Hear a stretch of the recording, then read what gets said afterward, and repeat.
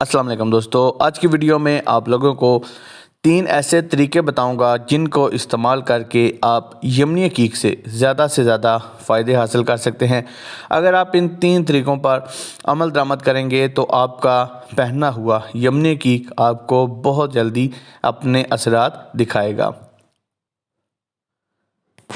यमनी हकीक को इंसान की बॉडी पर असरअंदाज होने में 20 से 45 दिन लगते हैं।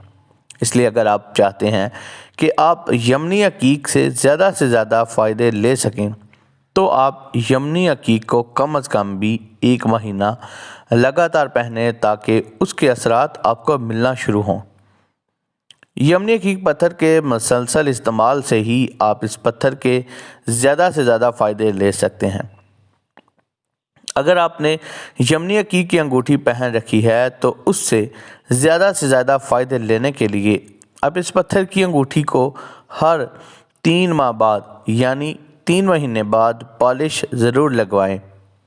ऐसी अंगूठियां जो इस्तेमाल की वजह से गंदी हो जाती हैं तो उनके अंदर लगे पत्थर असर करना बंद कर देते हैं और कई दफ़ा तो ऐसे पत्थर एक्सपायर भी हो जाते हैं और फिर लोग कहते हैं कि पत्थर कोई फ़ायदा देता ही नहीं है। यमनी हकीक को हर महीने रिचार्ज करें।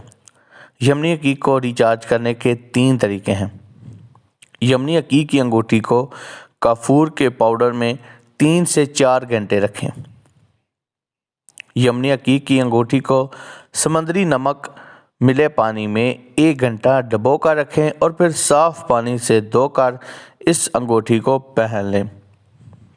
यमनी हकीक पर हर हफ्ते नारियल का खालिस तेल थोड़ी सी मिकदार में लेकर पत्थर के ऊपर लगा दिया करें। नापाकी की हालत में यमनी हकीक को कभी भी मत पहने, इससे इस पत्थर के असरात ज़ाइल होने का खदशा होता है। यमनी हकीक पत्थर के ज़्यादा फ़वाइद हासिल करने के लिए इस पत्थर का इस्तेमाल हमेशा पाकी में करें। वाशरूम में जाने से पहले इस पत्थर की अंगूठी को हाथ से उतार दें।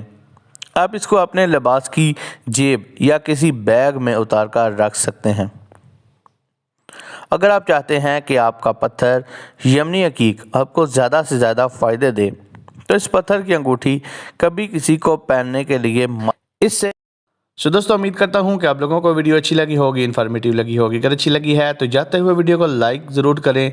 चैनल को अगर आपने अभी तक सब्सक्राइब नहीं किया हुआ तो जाते हुए चैनल को ज़रूर सब्सक्राइब करें। So guys, thanks for watching. अल्लाह हाफिज़।